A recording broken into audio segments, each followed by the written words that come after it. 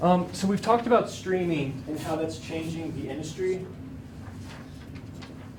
but we're gonna go deeper than that, and we are going to talk about what I think is really the thing that's going to change the most drastically over the next few years. I want you to think about this number. Right now, a typical show, whether it's for a streaming service or not, for traditional cable, one episode costs $3 million. This is approximate. This is on average. In Silicon Valley, a startup that would finance a startup with engineers and provide for servers for 2 years for the price of one episode under the traditional production model. Now I'm about to explain why it costs so much.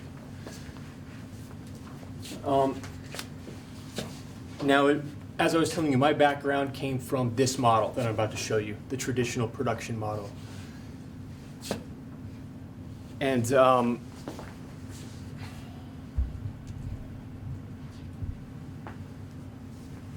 when I went out and started making films, narrative films, this is the way we were doing it. And it's still the way that it's done on, for example, Little Women that filmed next door. Or at the Bolton Bean, I heard, or wherever. This is how they were doing it. And this is how it's done on every set. And we'll get to why. And we'll talk about why. But first I want to break down the positions of a set, a movie set. All right. And this is basically what we would call bare bones skeleton crew. This is like the minimum. So if you were to PA, I'll tell you where you would PA. Production assistant. Your average crew, it's going to be on probably 30 minimum, 25. Even on the student films that we were working on, if you look at the credits, you'll see names, like at least 20 names. And this is why. Okay. So diving into it. We have the producer and the director at the top. Producer usually hires the director. Producer finds the material. Okay. All right. We have 4 basic departments. And this is going to sound crazy because basically the whole point of what I'm about to explain to you is what I view as wasteful spending. And I think that by rethinking the model and by going for it ourselves, let's put our phones away, at least put away the book. When you're working together, you can accomplish creating films like you've made as well. And you all know this. So the question is, why do they stick to this? So for example, on a movie set, I went up to an actor, we were talking, and a raindrop had fallen on their jacket or whatever. And I brushed the raindrop off.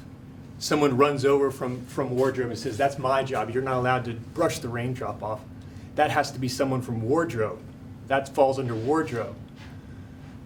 My grandfather worked in the art department. My great-grandfather was in the art department, and he tried to get my dad to go into it, and he hated it, and he told me a story about it one time. He came in doing putty, working in the production department, and an old guy asked him to move a light, a stand, and this other guy just freaked out at him because he wasn't in grip and electric. He was in the art department.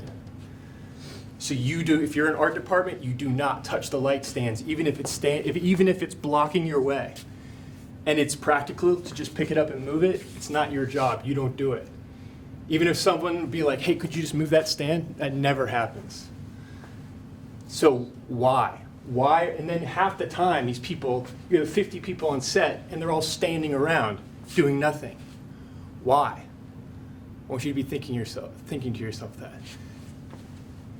So when I was trained as a producer, we had to learn to construct budgets. They would give us a script and say, go budget for this. And we would have to budget out every one of these positions. Every one of this is a person. And this is bare bones. Okay? And the answer I always got, and you'll always get, why do we do it that way? Why does wardrobe have to brush the water drop off? I'm standing right next to them. Why do we have to wait 2 minutes for them to come from the other side of the building? Because that's the way it's done.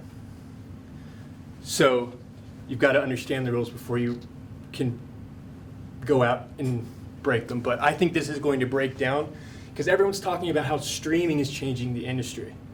But regardless of that, even on a Netflix film or a Netflix show, this is still happening, this spending. Okay. So if, let's say you were on Little Women, and I guarantee you this is how the production was structured. You have 4 departments. You have production department, you have the AD team, camera and electric, art department. The director, the creative vision.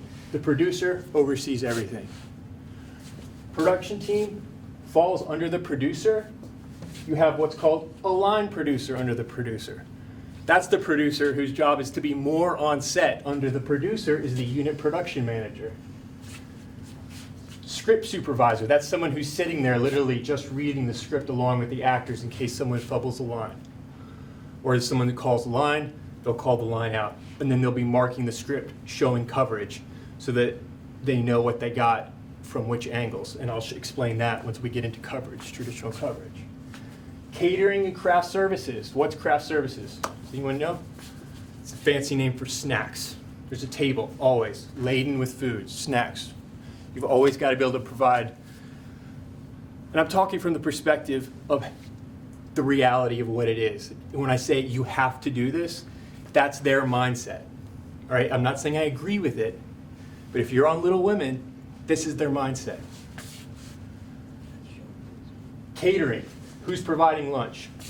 That falls under production team. The UPM's probably going to be dealing with that. Transportation, who's driving the vans? Where are the vans coming from? The grip trucks. Each department will have their own truck. Accountant, that was my first paid position ever. It was the PA to the accountant. There was one accountant and then one PA. And I'll get to PAs because you'll often hear about entry-level job is PAing, production assistant. Where do PAs fit into this? We'll talk about that. That's production team. There's always a production office that's set up. Sometimes it'll be staged in a hotel, sometimes a school, anywhere they can rent a space to put a temporary office. That's where the accountant will be. That's where the line producer will usually stay. The UPM will go there. At the end of the day, they'll always have production meetings. It'll be run out of there. That's the hub. It does not change. Locations change. They'll be at Bolton Bean, or then they'll go shoot at the mansion, the main mansion for Little Women or whatnot, or then they'll go into Boston, Back Bay to get some scenes. Production office stays the same. Production team, that's their home base. Okay. They're coordinating everything from there. The AD team, the first AD, the first assistant director, that's the general on set. They're responsible for safety of everyone. If anything goes wrong and someone dies or gets hurt, which has happened in famous cases, it falls on the AD no matter what. The first thing that happens, yeah. Like in that movie, like the superhero, like The Crow or something. Yeah. Like when that guy died from the gun that like wasn't supposed to be real, but like a lot of heads would have rolled on that. Mm-hmm. A lot. AD would have been one of them. Mm-hmm. AD, and we were trained as students, the AD safety coordinator. We had to fill out all this paperwork to make sure everything was safe, and they were the safety coordinator on set at all times. You had to have someone designated for that same reason. You have to think about this. It's organized in this way because when you're going out in the world, it can be chaos. It's like organizing in the military with the hierarchy. And you'd be like, why is there such a structured hierarchy? It's because they are moving on such a coordinated, pre-planned, precision, highly trained. That's why. It's at that level that everyone on set knows automatically who's in charge of safety. First AD. Everyone, no matter what department. Okay. And if you show up on a set and you don't know this stuff, you're going to stick out. So this is what film school is all about. This is what you learn. I'm trying to save you some time. Okay? So then we've just gotten to the first AD. First thing that happens, first AD will come into the production office, sit down with the director. He'll get the shot list that usually the director comes up with the cinematographer, the director of photography. He'll then go through, make sure the shot list is set. He's in charge of the schedules, sending out, making sure that he's broken that down. He's the general. Okay, we've just now gotten to the general, the first AD. Everyone's got walkie-talkies now at this level. Above this level, that you don't usually have walkie-talkies, they're too important. Now we're at the level where they've got walkie-talkies. The first AD calls the shots. He's the one who calls quiet on set. Camera will say the command. So that's the voice, okay? First AD. Under the first AD, you'll have a second AD. You'll have multiple seconds. You'll have usually have 3 second ADs, probably, minimum, okay? Then if you're a PA, that's who you're going to answer to, the second AD, the second, okay? That's why I've got PAs up here. Now, each one of these is a person, remember. That's the AD team. They're going to be in charge of the vans, making sure the actors are being shuttled. And they're doing all this walkie-talkie, locking down the set. So when camera rolls, no one's moving, no one's walking through the doors. Everyone knows when, like that, if we were filming in this room, we would have a PA locking down out by the cafeteria. We would have a PA locking down every single entrance, saying we're rolling so that no one walks through set, all right? And this is skeleton crew. This is minimum, okay? Now, let's go into art department. We haven't even gotten to camera yet, but art department. Okay, we have the head of art. Each department has the head of the department. Head of art department, production designer. That's what my grandfather did. He was in charge, and my great-grandfather. He was in charge of everything you would see on screen, the buildings, what do the sets look like, all the way down to wardrobe. But then now beneath him, so the production designer, the same thing as the art director. That's the same position. Under them, the assistant, or you have wardrobe, hair and makeup. I should have moved it. I put assistant wardrobe there. So you have hair and makeup. You could get away with, usually you have 2 or 3 people in hair and makeup. Wardrobe, they'll usually have an assistant wardrobe, at least one. Okay, now set deck, stunt coordinator, prop master. Okay, the set decorator, if this was the set, they would come in, they would make sure all the computers go where they need to go. The rugs, the carpets, the curtains, the walls are painted, whatever they are. But what does the prop master do? Now this is important, because the prop master does not touch the computers. Because what's a prop? Computer's not a prop. What's a prop? Items. Be more specific though. Anything an actor touches. If they use the mouse, that's now designated a prop. The prop master can now touch the mouse. The set decorator no longer touches the mouse. Does this make sense? Like that book, if you were the actor and you pick up the book, that would not be my realm if I was the set deck. That's now a prop. All right? And this is actually how it works. A PA, anyway, all right. And then in art department, you would also be able to have PAs in that department as well. So then you could be working as a PA, and you're basically, as a PA, you could be doing anything. It's just working underneath the people that I'm talking about. These are the positions that are on the call sheet, and then you'll just see PA. PA can just fall in under any of these roles. Now, the last department, camera, right? The head of the camera, the cinematographer, the director of photography. Okay, that's the same position. They're the ones that come in with the director, determine the look of the film, the grading, the way they come up with the shot list with the director, and then they hand it off to the first AD. Under the cinematographer, first assistant camera, and the second AC. Okay? I think it's the second AC that pulls focus. That's all they do is pull focus.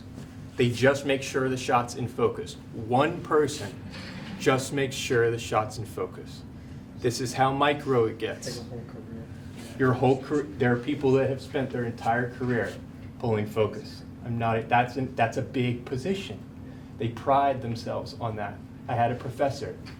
He was the best in the business at pulling focus. David Elkins. All right. Under that, there's a position, DIT, Digital Imaging Technician. They're usually in a truck. The cinematographer's truck usually has like a computer at it, and they're basically taking Now in the age of digital, they take the digital cards and they log them right away as it's being shot. So they're literally sitting in the back of a truck logging all of this as it's happening.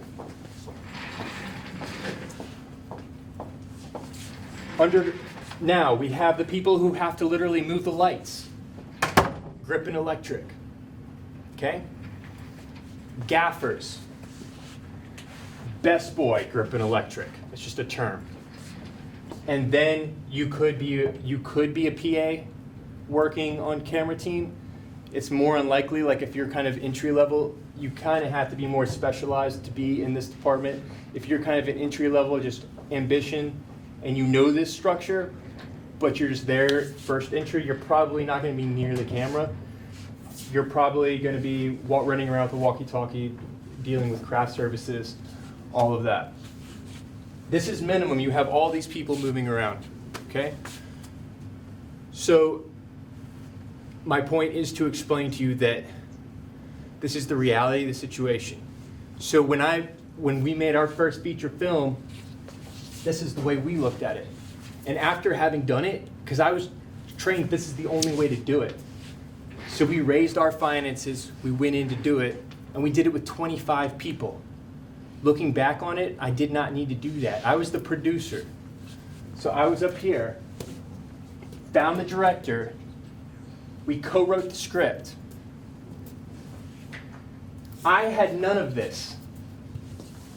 I'm just going to tell you the true story, the reality of how this happened, right? So literally, none of these people's job is to do what? Pick up the trash. So guess, because we didn't have the money for any of this, I thought it was more important to have this and this and this. So I forewent all of this and just said, I'll do all that. So who's going to pick up the trash?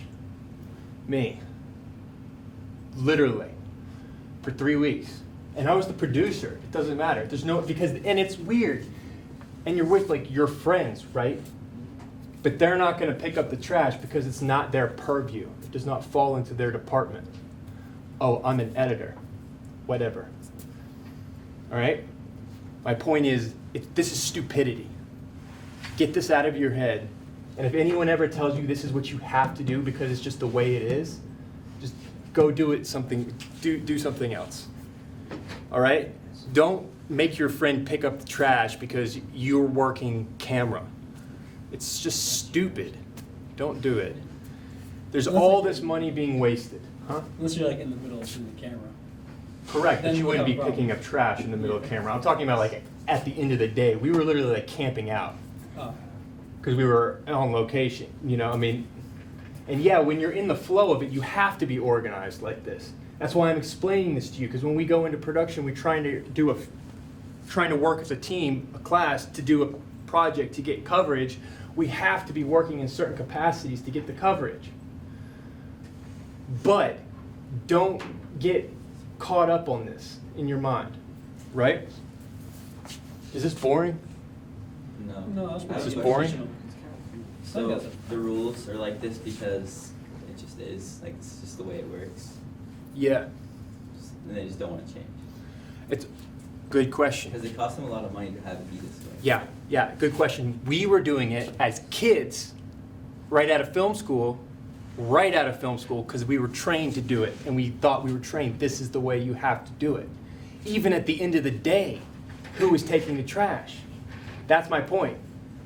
Because it fell under this, even though it's stupidity. But to answer your question, it's really done that way professionally in LA because it's unionized. Every one of these has their own union. Hair and makeup has their own union. Camera and electric has their own union. And the unions don't cross. That's why. You couldn't just get rid of one or like mix them because it's just, you just can't. That's a good question. Now, I would mix it. I'm saying, yeah, you should not have to. But the unions all have their agreements. That's why the story of you not being able to flick the water drop off because you're not in wardrobe, why do you think they're so adamant about that? Why do you think he cares so much that he's the one that flicks that you don't flick the water Like, drop? tied for the unions or thing. That because they have to keep it separate. Yeah. Otherwise, and so that's Writers have a union. Directors have a union. Producers. Can you explain like what is the union? Okay, so if you might have been hearing in the news, the WGA, the Writers Guild of America, is now at war with the ATA, the Talent Agents Association. Okay? They're trying to negotiate for better deals. You probably heard about the writers' strike, 2008, I think, or you're too young for that. Probably. But it's the same reason all unions construct themselves as unions, to negotiate better pay. So right now, as we speak, they're at war with the agents because they're trying to construct better deals, packaging deals. They're trying to get rid of the packaging deals that the agents are doing because they're losing money. It all comes down to money. But so the goal, my friends who studied in school, we were divided up like this into departments. Yeah. What do writers fall in that item? WGA, Writers Guild. Yeah, writers usually are not even on set. That all happens, the producer in development, way before we go into this. It's a good question. It's before we go into this mode. The producer options a book, or so options a screenplay from you, a writer. I'm a producer. I'm going to purchase the option on your screenplay. That means I have probably 2 years to get the movie, to get it made. Otherwise, the rights revert back to you. I'm going to pay you $50,000 for the option to try and get this made. If I can't get the actors I need, the director, you get the rights back. But I get 2 years, and no one else can touch it for 2 years. I'm going to pay you that money for that reason, right? That's what a producer does. He gets the director attached, they get the actors, the cast, boom, they're off to the races. Now we're in this. There's a thing called above the line and below the line. It's below the line is really this below, is all below the line. Everything that happens before that is above the line. Okay, does that answer your question? But they still have their own union, right? And the agents are the gatekeepers, I explained. Like there's two sides of a river, the creative and the business. Agents are in a ferry boat in the middle connecting people to bank all day with the telephone. Now the Writers Guild went to war with the agents because the agents were doing that packaging deal, which is costing the writers money. But the point is they all still have unions. So does that, yeah. Where'd you put the actors? The actors, Yeah. talent. That they're not even up here. This is just crew. Okay. Yeah, the actors are pampered and they don't take part in production at all. They will not do anything involved.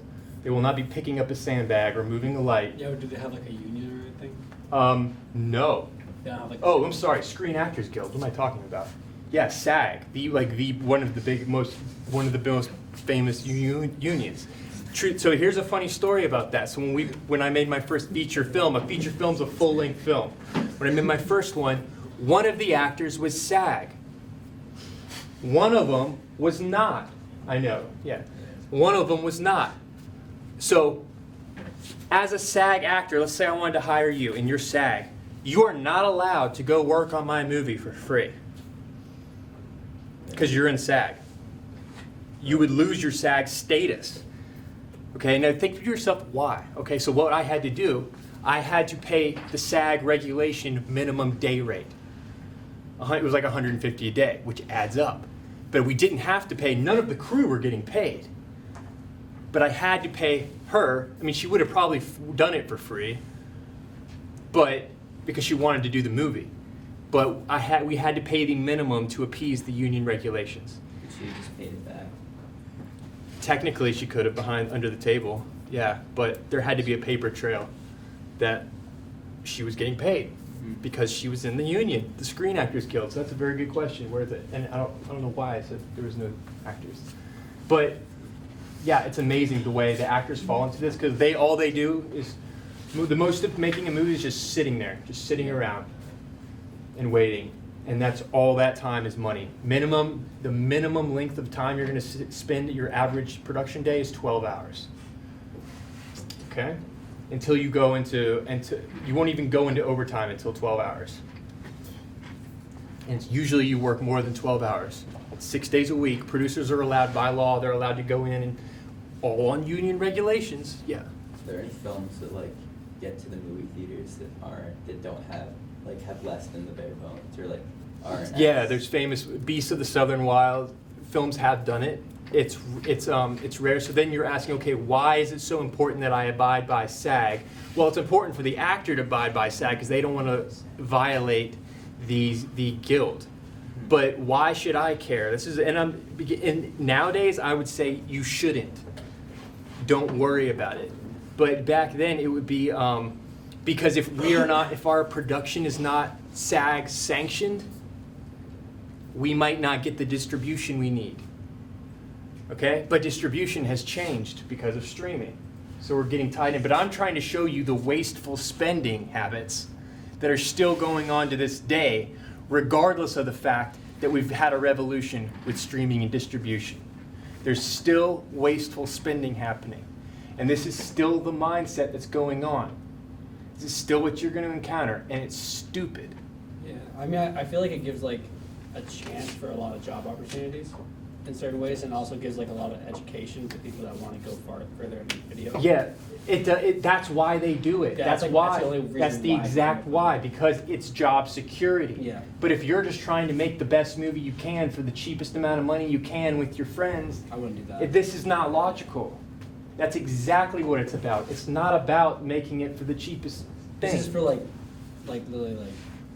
It's job. California. Yeah, it's to keep your job and they stay, and that's why they stay in the same role. The the focus puller will work as focus puller. Sound. Oh, I didn't even put sound up here. I forgot sound.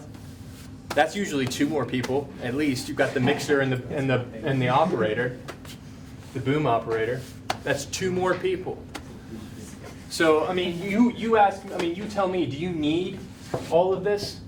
Like looking back on all this nonsense, we had a wardrobe person. We had makeup. I think thank goodness our person who was doing makeup did hair as well. Wait, so what was this for? This was a feature film we made. Okay. Yeah, the first I haven't feature heard film of we independently made. Yeah, and now I mean you learn from doing it. We had made short films, and we always did it in this model, because at film school, you either went into camera, directing, or producing, or production design, or editing. And that's all you focused. I mean, you learned the basics your first 2 years, but then you specialized your last 2. That was the model at the school I went to. And I went to producing. And so producing is learning all of this inside out, because you have to oversee all this, you have to hire it, you have to budget for it. So you have to know what they're all getting paid. You have to know how they all move, how the parts interlock. I'll say one more thing about this is the danger of that mindset, and well, really, it's just, I mean, just looking back on it, it was just so silly. You don't have to adhere to this, and be careful in this. I don't need to get into the whole cynical thing about it, but it's just so nonsensical. Like, it's just nonsensical. All right. Yeah. So that was just to give you an idea of like the cost. Well, why it is the cost of one episode. Because the people in Silicon Valley, these entrepreneur types, they would look at the spending and they would be like, "What is wrong with you? Like, why?" And it's not changing. Yes. Any more questions about that? Okay, I'll talk about coverage real quick.